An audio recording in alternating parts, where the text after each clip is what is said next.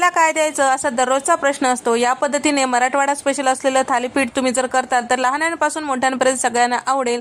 सकाळच्या नाश्त्यासाठी आणि पोटभरीसाठी तुम्हाला जर पटकन काही करायचं असेल तर हा थालीपीठ तुम्ही करू शकता। त्यासाठी इथे मी 2 मध्यम आकाराची काकडी घेतलेली आहेत। त्याला पहिल्यांदा बारीक किसणीने किसून घ्यायचं आहे आणि त्यानंतर कोथिंबीर टाकून घ्यायचं। 1.5 वाटी ज्वारीचं पीठ, अर्धी वाटी तांदळाचं पीठ आणि पाव वाटी बेसन पीठ आणि 1 चमचा लसूण ठेचून घेतलेला, 1.5 चमचा लाल मिरची पावडर, अर्धा चमचा हळद, 1 चमचा धने पावडर, 1 चमचा इथे मी जिरे टाकून घेते, थोडंसं ओवा आणि अर्धा चमचा भाजलेले जिऱ्याची पूड, चवीपुरतं मीठ सगळं टाकून थोडं थोडं पाणी टाकून तिंबून घ्यायचं। कारण काकडीला स्वतःचं पाणी असतो, त्यासाठी पहिल्यांदा मिक्स करून घ्यायचं, त्यानंतर लागेल तसं पाणी याला लावून छान असं भाकरीच्या पिठाप्रमाणे तिंबून घ्यायचं। त्यानंतर कापडावर आपल्याला हे थालीपीठ थापून घ्यायचं आहे आणि वरतून तीळ लावून घ्यायचं आहे आणि आपल्याला तव्यावर हे छान असं वाफून घ्यायचं आहे।